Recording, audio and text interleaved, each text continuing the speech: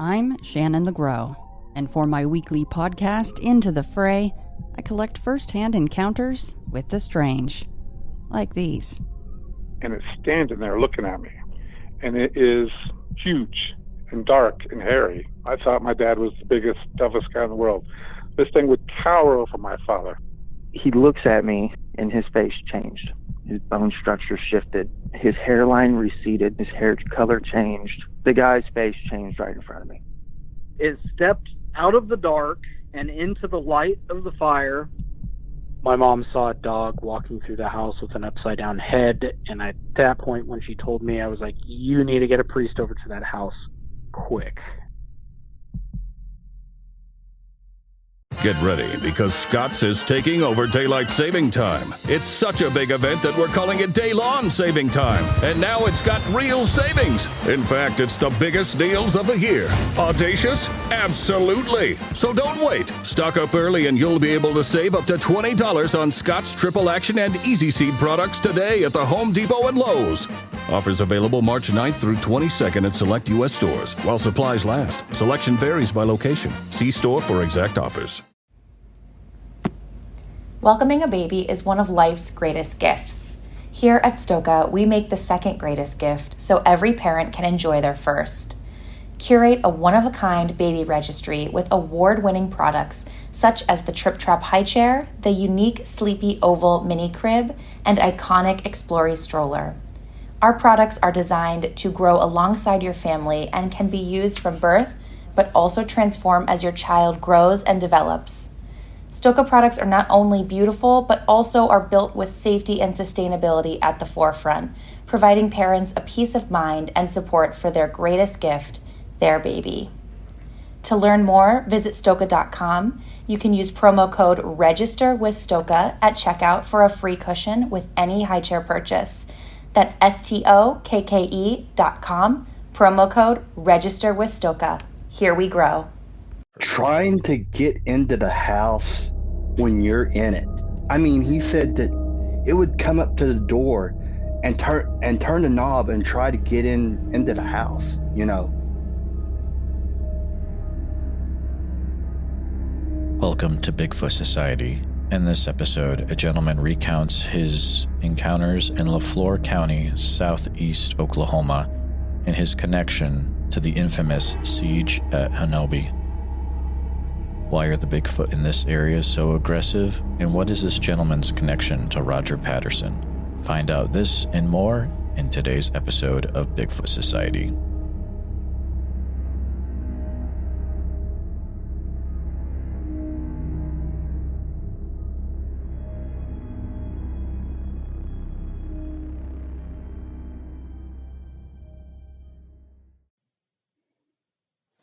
Mike, welcome to Bigfoot Society. Glad to have you on today. For those listening, Mike is from southeast Oklahoma, specifically the LaFleur County / Latimer County area. How are you doing today, sir? Man, I'm good. How are you, Jeremiah? Having a great Sunday afternoon, able to talk about some Bigfoot stuff, and that's a great afternoon for me. But we were talking on Facebook earlier, and it sounds like you've got some interesting stuff that you've run into down there. But do you mind if we start out by you sharing a little bit about yourself, your story, and whatever you want to throw out there? Yeah, sure. So I was in the military for 10 years active duty. 7 years Navy, 3 years Army, 3 years Oklahoma Army National Guard. So, you know, whenever I'm out and about, I'm pretty well, you know, of my surroundings. You know, I know my I'm conscious of my surroundings and what's going on, you know, because of training. So, I think it was 2013. Thanksgiving morning, I was fixing to leave to come over here to where I live now, to my grandma and grandpa's place for Thanksgiving, you know, lunch. And my mom worked nights, and she was going to get a nap in before she come over. and she said, be sure to go out and check Tim's deer feeder, which is my mom's boyfriend that he recently died a couple of years ago.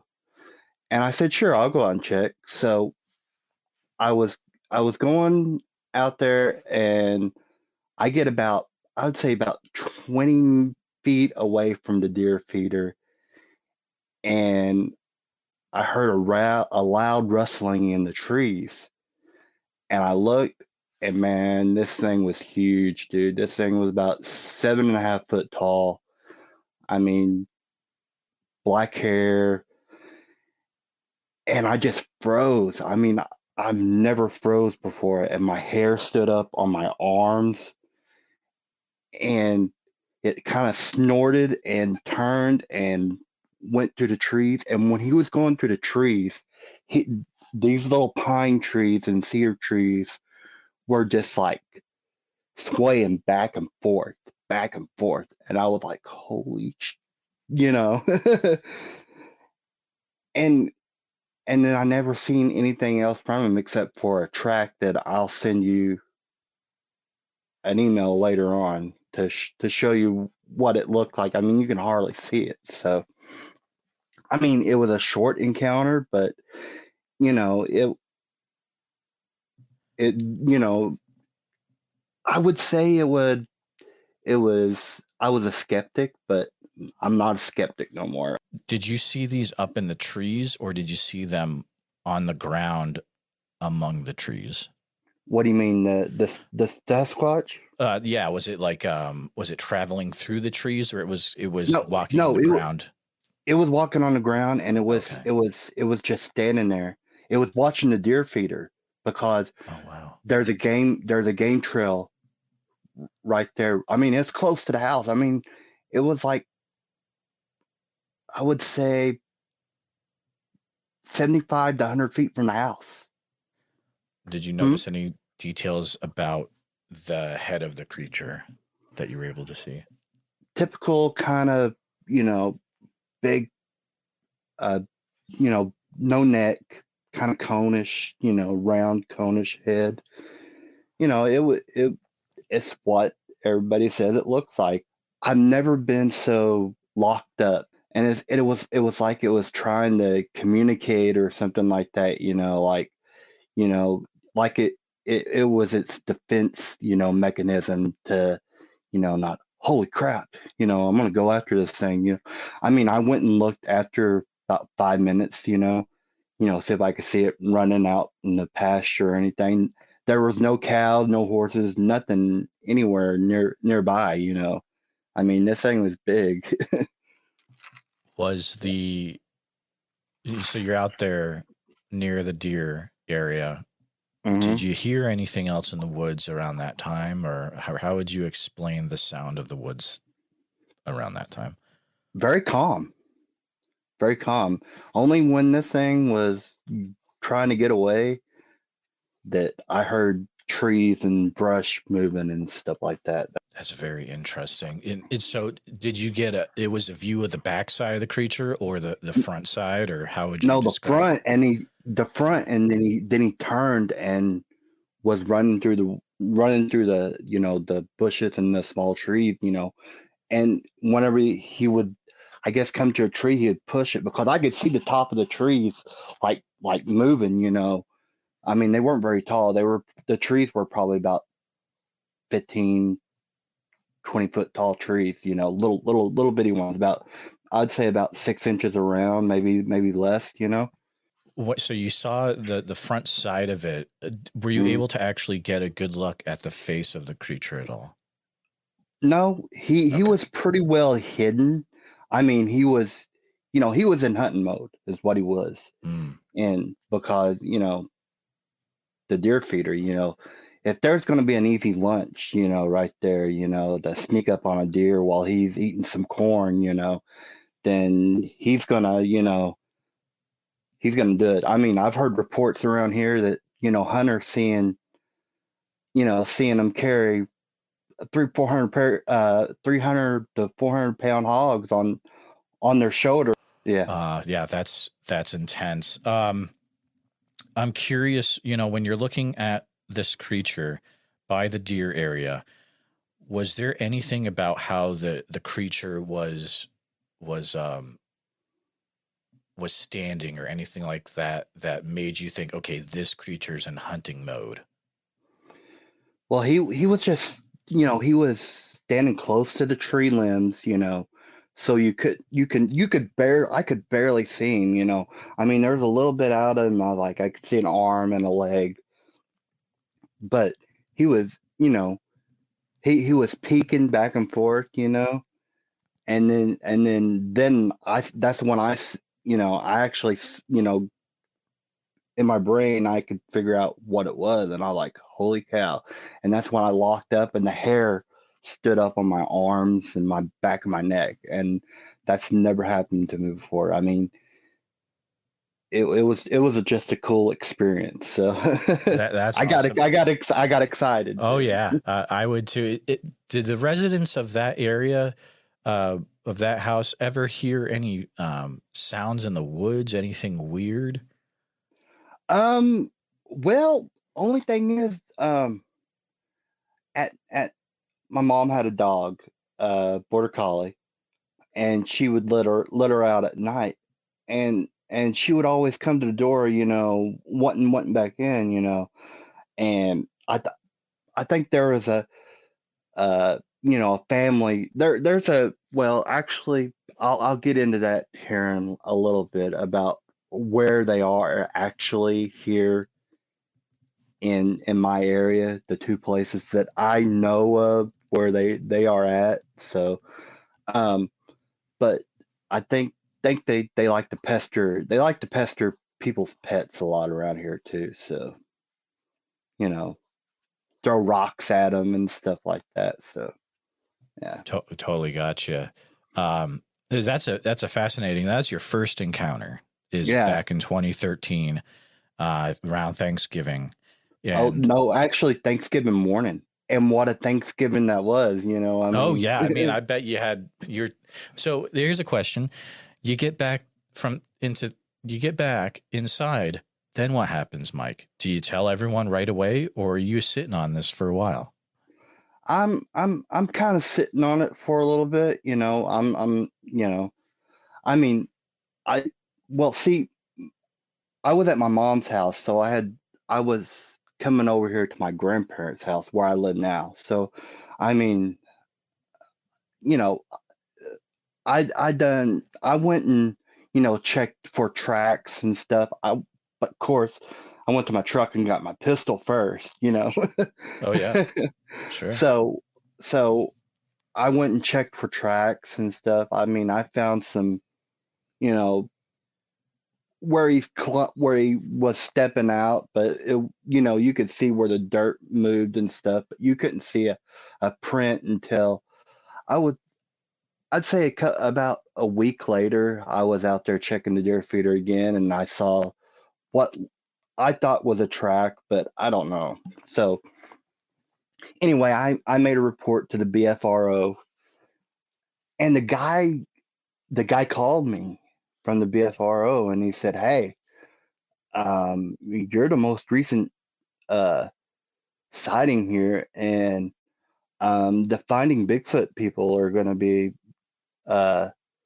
in Broken Bow, and the producers wanting real recent sightings." So I got an invite to go up there, and I got to tell my story and stuff like that, and they asked me some questions, and I said, well, I have a track,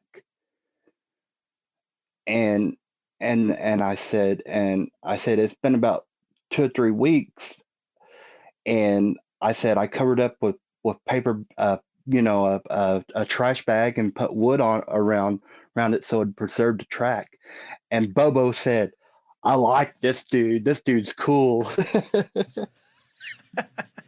That's so amazing, man. Like, yeah. So you were rubbing shoulders with Bobo and Cliff and Matt and Renee and that's great. Were you in the actual episode? No, they didn't put my story on TV. All right. And I was like, man, I watched it and I wasn't on there, and I was like, man, it was a good time with all them guys. They were really nice. Talked to Bobo for a little bit. He was supposed to come and check out the track and check out the area, but something happened that he couldn't do it. So it is what it is. It is what it is, and that's the show business is show business. Those guys back in the day, they were all over the place, and they didn't have a lot of time to do stuff. So I totally get it. Another gentleman, he's kind of like my mentor in Bigfoot and stuff. I've known him all my life, and he's been on a show, and he's part of a Bigfoot research organization. And I went to his house and I sat down with him and I told him what happened and the encounter and stuff like that. And he goes, yeah, you definitely seen one. He said, and was sitting there, and this is like about a week before I went to Broken Bow to, talk to the Finding Bigfoot guys.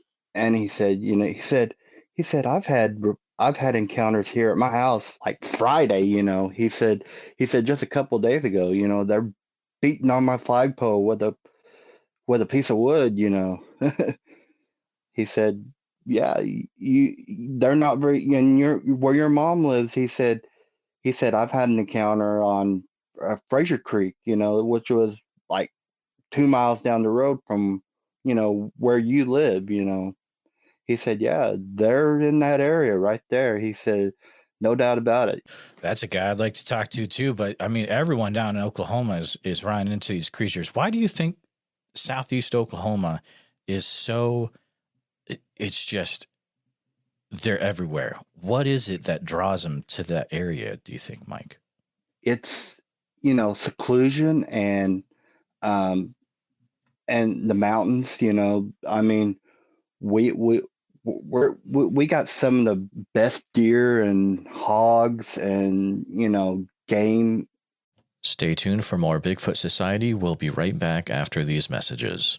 Wendy's home-style French toast sticks are so delicious, some are saying that they're better than their mom's breakfast. Excuse me, did you just say Wendy's French toast sticks are better than my breakfast? Mom, is that you? Answer the question. I said some people are saying that because they're so crispy on the outside and fluffy on the inside and perfect in every way. Uh-huh. And what do you think? I think it's time to tell people to choose wisely. Choose Wendy's sweet and crispy home-style French toast sticks. That's still not an answer. At participating U.S. Wendy's during breakfast hours. For the ones finding new ways to ensure the job always gets done. For the ones wearing many hats. For the ones who are hands-on, even from far away. And the ones keeping business moving forward.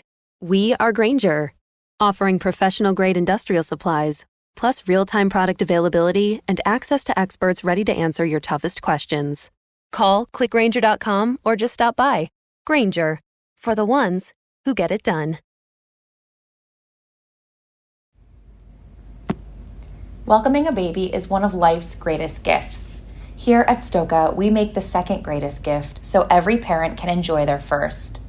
Curate a one-of-a-kind baby registry with award-winning products such as the Trip Trap High Chair, the unique Sleepy Oval Mini Crib, and iconic Explory Stroller. Our products are designed to grow alongside your family and can be used from birth, but also transform as your child grows and develops. Stoka products are not only beautiful, but also are built with safety and sustainability at the forefront, providing parents a peace of mind and support for their greatest gift, their baby. To learn more, visit Stoka.com. You can use promo code REGISTER with Stoka at checkout for a free cushion with any high chair purchase.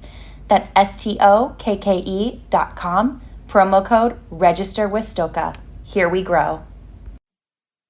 In the United States down here, I mean, I can go a mile south of me to the potato hills, what we call the potato hills, and the deer are like 10 to 12 point bucks all day long in there. I mean, they eat these acorns that falls off the trees, and they get fat, and they go where the food is. Mike, are Potato Hills, is that an actual name you could pull up on a map, or is that just a regional nickname for an area? It's just a regional nickname for Okay. the. But yeah, if you research Potato Hills in Tallahassee, Oklahoma, it'll come up with it. Interesting. So, first encounter, awesome stuff. Yeah. Feel free to continue on with your story, man. I think I've got all my questions out for that. Okay, well, it wasn't another encounter, but it was here in Wood Knox.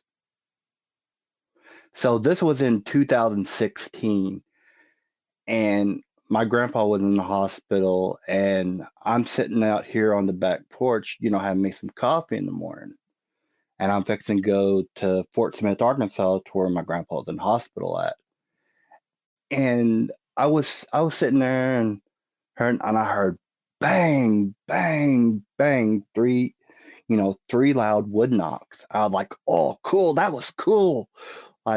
So I went to the tree and with a baseball bat and done 3 knocks and see if it would answer me back. And never did answer me back. One of the coolest things is actually being out there and hearing a solid wood knock, and you're like, dude, that's it. Like, that's them trying to communicate either to another one or trying to do a warning, or who knows what they're trying to say. But it's the coolest thing in the world. I agree with you, man. Nothing cooler, except for maybe a vocalization. The other interesting thing you were bringing up, Mike, is that your family actually has an interesting connection to a pretty famous individual in Bigfoot history. Is that something you'd be able to share? So, oh yeah, sure. I mean, my family they're originally here. Both sides, my grandma and grandpa's family was both from here in Oklahoma. My great grandma's family, my great grandma, and then they lived in Chelsea, and then they moved to Oregon, California area. So my grandpa was from Sardis, which is by Sardis Lake, and he went up to Oregon and to work in the wood, the woods, working the wood factories and stuff like that, where they make plywood and stuff like that. So they met and they got married, and they were both Okies, so it matched. Well, then they later on moved into Washington area, Kennewick, Findlay, and that area of Washington State. So my grandpa rodeoed. He was a steer wrestler and rodeo, and he got to be friends with the Patterson family, which he was really, really good friends with Les, Roger Patterson's brother. And my grandpa met Roger at Les's place, and he brought the video and the foot cast and stuff like that, and showed it to everybody on a real projector and stuff like that. And it's just amazing that you see all these, and that, like, oh, grandpa would say, oh, I know Roger, he filmed that. And he was telling the story of Roger, and he said, Roger said that whenever they was going down the trail and they rode up on this Bigfoot on horses, the horse reared up and threw Roger off. I mean, Roger was a good horseman, and the horse threw Roger off, and that's why the camera was wasn't so focused and stuff like that at first, and it looked like it was fumbling around. It was because Roger got thrown off the horse. He had the camera hanging on his side, and he went to put it on the log to film this creature going down the the creek bed, you know. I mean, it was, you know, I mean, it's the most unbelievable video that you ever seen. You know, all these people that, you know, say, oh, it's a fake, you know, I don't think that video is fake at all. I mean, later on down the road after, you know, after Les died, all these people come out and started trying to, you know, say it was a fake video and stuff like that, and that, you know, Roger was a con artist and stuff like that. I don't believe that. From the stories that I've heard, I think it's a legit video. Roger Patterson and Bob Gibbon filmed Patty back in 1967. And then Roger Patterson passed away in 1972. So a few years after 67 is when your grandpa would have been showed that video by Roger. And Les, you know, what Les said is going to lead into another story. So, okay. So did you get the link that I sent you to about that story, the siege at Honobia? The siege at Honobia? Honobia. It's pronounced. So, Mike, let's talk about this for a minute. Yeah. Because after you did, I was like, holy mackerel, like he's talking about the big thing that happened like 20 years ago. And then I started watching some stuff and I was like, okay, this person's saying it this way. This person is saying it. So it sounds like Obi-Wan Kenobi. What's the way that the people that live there are saying it? Okay. So I don't know the exact date. I mean, I know Mike and Tim personally. I mean, Mike's my mentor for Bigfoot and stuff that I go to him about. I mean, his wife's mom was my Head Start teacher and you know, when I started school. So I know his wife's, you know, family. I mean, my uncles and her brothers used to run around a lot. So, you know, just to give you an idea, I know this family very well. Okay, so I was probably about 20 at the time because I was about to go into the Navy. And and let's see, we heard rumblings that something has happened up in Honobia at Tug's place. We call Tim Tug. And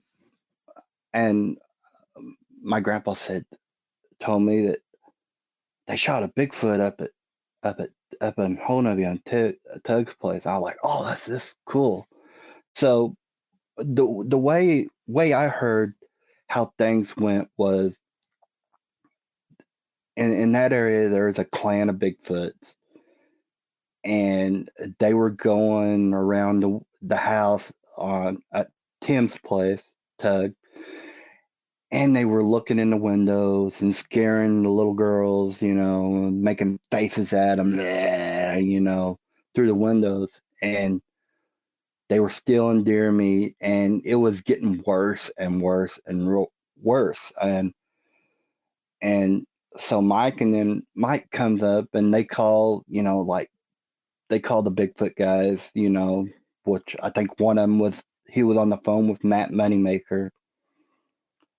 And the people around that area, whenever all hell was going, you know, breaking loose, it sounded like a war was going on up there. I mean, guns were firing all the time, and you know, these things were, you know, really aggressive. You know, Mike and them, they weren't, you know, aggressive with them until they started getting aggressive. So he said that you gonna ask a question? I want to jump in real quick for context for the listeners. People might be thinking this happened in the 70s or 80s. This only happened in January-ish of 2000. So this is within the last 20 years. Okay. Yeah. Continue. So I mean, they were stealing deer meat out of the freezer and taking their chickens and stuff like that. And, you know, around here, we're protective of our homesteads and our animals and stuff like that. We don't want a bear or a coyote or a hog, wild hogs to come mess with our stuff. If there's an aggressive, animal, we're gonna call the game warden and we're gonna get rid of it. Make sure we can get rid of it if it's you know, a nuisance animal. Well, these were being nuisance animals, and I mean, Mike, he didn't, he's heard the stories, but he didn't believe until he actually saw one and shot it. It's an incredible story, and on the BFRO website, you can really get into the whole report. I think is more than 20 pages long. It's massive. And oh yeah. So you mentioned that these things were getting aggressive. Do you think, like, what constitutes a Sasquatch getting aggressive in this situation that you've heard? Trying to get into the house when you're in it. I mean, he said that it would come up to the door and turn the knob and try to get into the house. I mean, you hardly ever hear reports of a Sasquatch trying to look through the window and scaring little kids. I mean, but we think that down in this area, I think there's two clans of them, one in Honobia and one on Winding Stair Mountain. I mean, it's a 10 to 15 mile, it's crow flies, as we say down here, between each mountain range where they're at. And, and we think that there's two clans of them in this area. And we think that the one on Honobia are, I would say, really inbred it in. There's not a lot of them, but they inbreed into their clan. They ain't going out and finding new mates or anything. They're staying with each other and they're inbreeding with each other. And we think that that's why that they are so aggressive in that area. There was multiple Sasquatches. I mean, there was multiple Bigfoots, coming to that property, with the other ones. I mean, it was like a war. You've heard of the Indian and Sasquatch wars, right? So Mike shot and killed this Bigfoot, but before he shot it, this Bigfoot was standing at the gate, and at a gate, and I would say this gate probably weighed 150 to 200 pounds. He said the Bigfoot grabbed this gate and shook it as hard as he could, and was roaring and growling at him and stuff like that. And Mike said, "I got to put this thing out of its misery. I mean, if I don't, he's gonna come into this house and kill everybody, So he shot it and killed it. He said when he looked into the scope, he aimed for its head and shot him right between the eyes. And he said they were red colored eyes. I mean, and like when he killed it, 6 other Bigfoot came and carried it off. And there's reports of a logger at that time, loggers seeing 6 Bigfoot carry another Bigfoot across the road. Stay tuned for more Bigfoot Society. We'll be right back after these messages. O'Reilly. Count on the professional parts people at O'Reilly Auto Parts to recommend the best products for your vehicle and budget. Get maximum cooling system performance for 10 years or 300,000 miles with peak long life universal pre-mixed antifreeze and coolant. Save $7 after mail-in rebate, plus get 2 times O Rewards points. Stop by O'Reilly Auto Parts today. O'Reilly! Limit supply. See store for details. Running with it across the road. So eventually things hopefully got back to normal for Mike. Well, it wasn't actually Mike's place. It was his brother's place. He was just helping his brother defend his homestead, Oh, sure. And after that, Tim's wife said, I'm not living there no more. She took the kids and they went back to town. And they end up selling the place, and or actually they ended up leaving the place and never coming back. I mean, they found a different place in town because they were tired of it. That's wild. And maybe this question is, if someday I get to talk to one of these gentlemen, I'll ask it.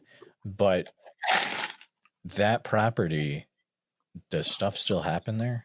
I don't know. Okay. I haven't kept up with, that property, but I know where they live at now. They're Mike and Tim and them, that there's activity in the area. But he said these guys here aren't aggressive like they do. They'll come around, the house every once in a while, but he said it's a totally different clan than what was up there. So I wonder if it's a thing where, as you've got these sections of Oklahoma where they have these areas where the Sasquatch, the Bigfoot live, like areas like we've all heard of the different areas out there, and as humans start to make places to stay, maybe by accident they're creating houses in these areas among the Bigfoot territory, and then that just leads into a terrible situation for these people, as you've been talking about.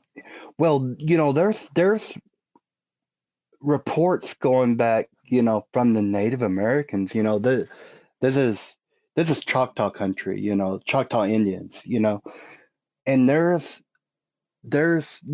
legends in the Choctaw people that say they wouldn't let their kids run around after dusk because the tall man will get them. Wow. Because the Choctaw Indians, they came from the Mississippi area and through the Trail of Tears to this area,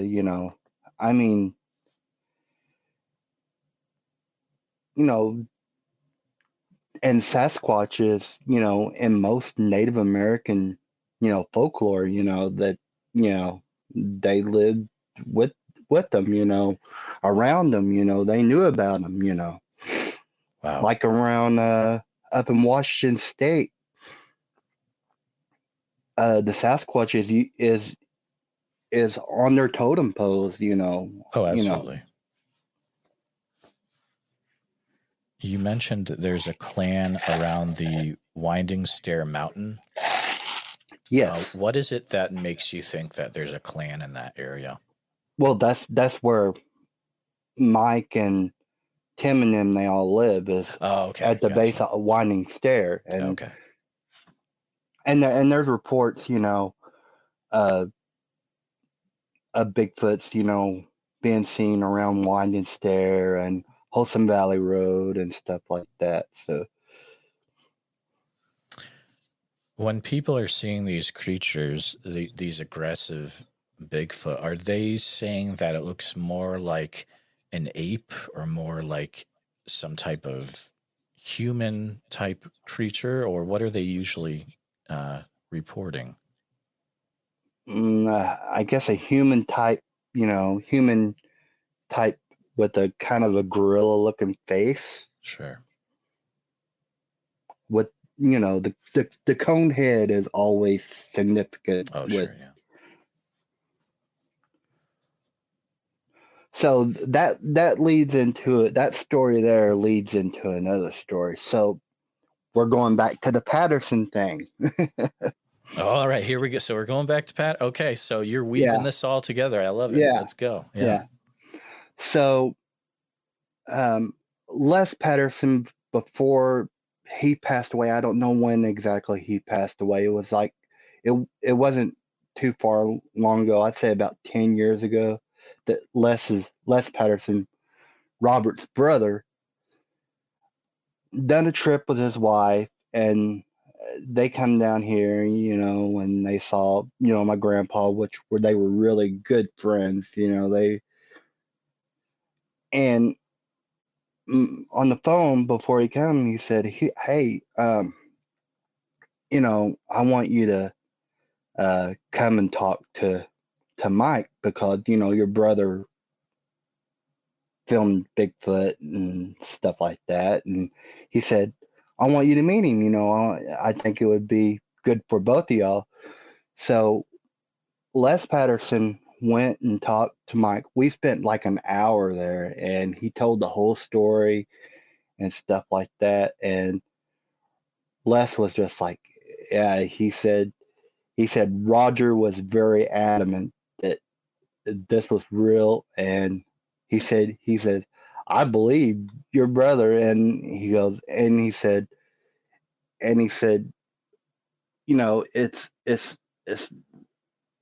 it's really weird, that connected to someone that knows the person that actually filmed it and stuff like that. So that was pretty cool. I was about 20 years old at the time that all this happened, and I was like, man, this is cool,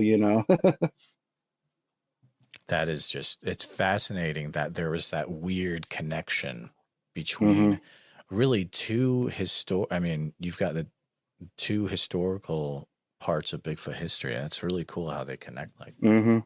That's amazing. Thank you for sharing that. Yep. I want to bring back in something from our earlier interview. You had mentioned a hog over its shoulder story. Is that anything you can share? Well, basically, I don't know where I heard it. I think I may have heard it at the Finding Bigfoot thing, but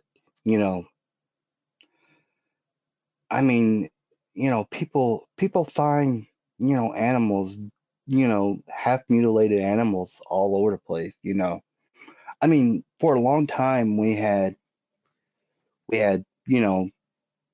people had missing animals like chickens, hogs, stuff like that. We'd find deer, with their legs broken off, hind quarter broken off and just left there, or, the head ripped off and, all the insides taken out and stuff like that. Hold on. Those are some pretty intense statements. It's crazy that you're living in this area and this is commonplace for you. For the rest of us, we're not used to happening upon deer that have their legs ripped off or their heads ripped off. So this is actually happening in Southeast Oklahoma. You guys are running. Oh yeah.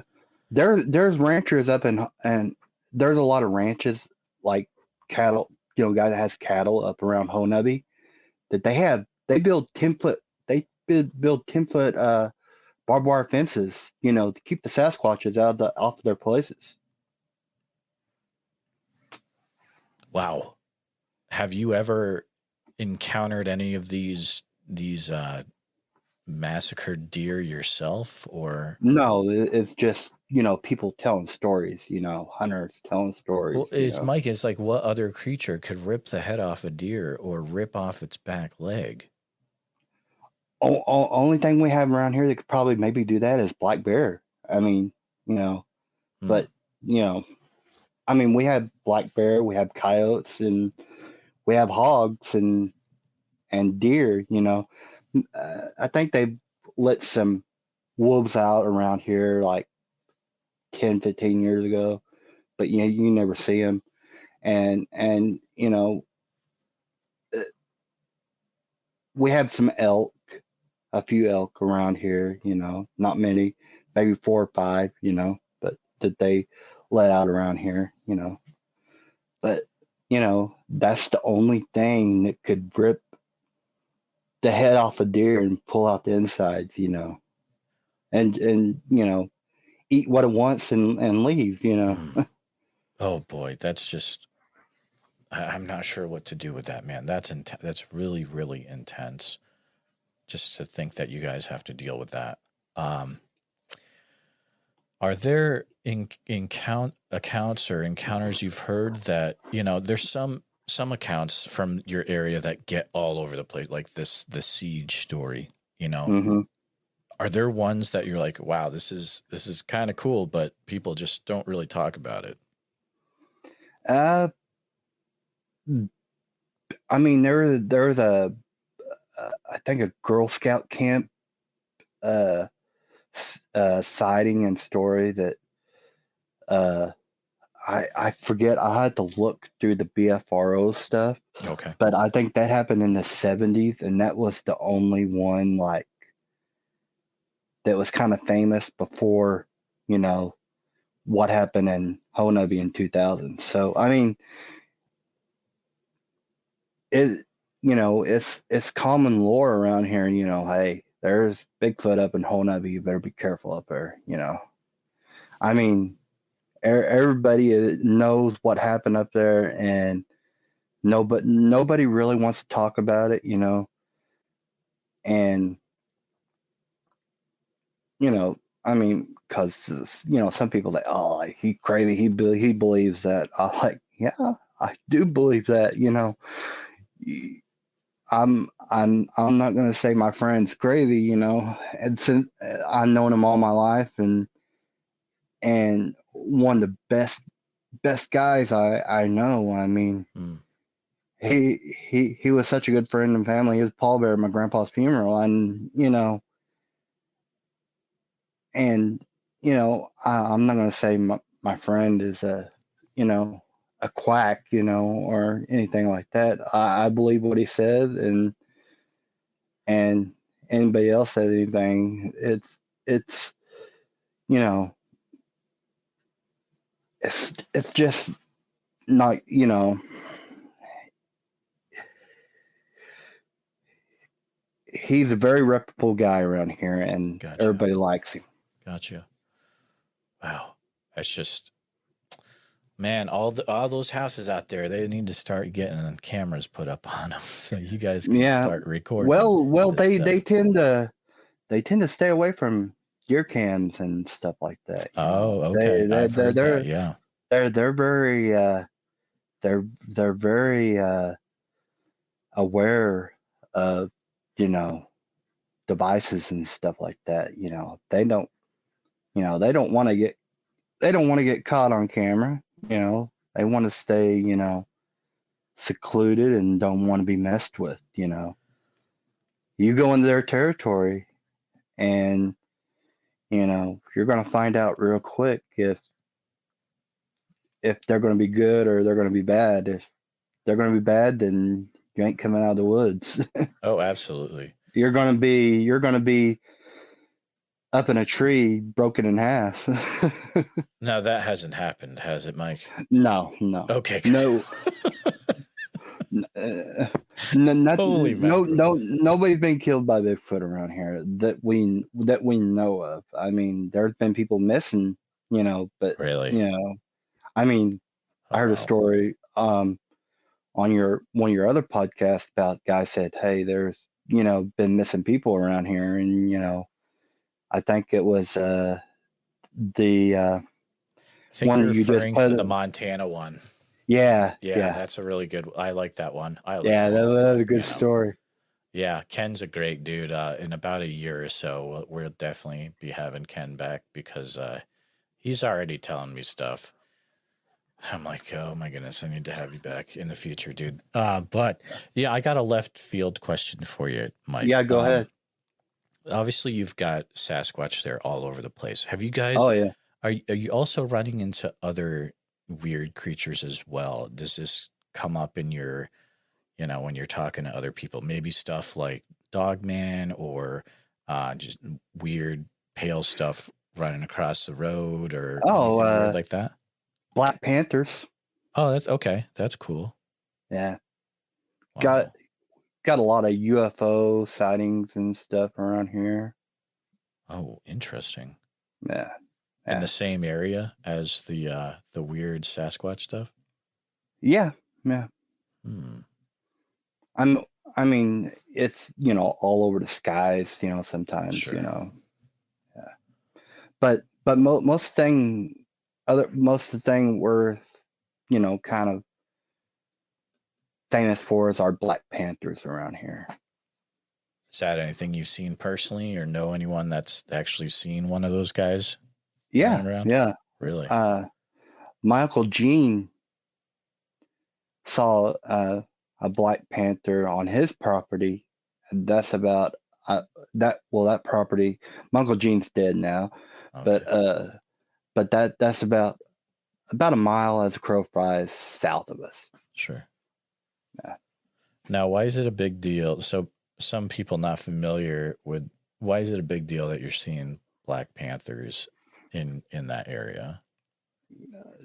People think, oh, there ain't no such thing as black panthers, I mean, I know of one. My Uncle Gene saw one, and then there was another report. Then here a while back, I seen a picture of one like someone took around here. So, I mean, we got bobcats and stuff like that.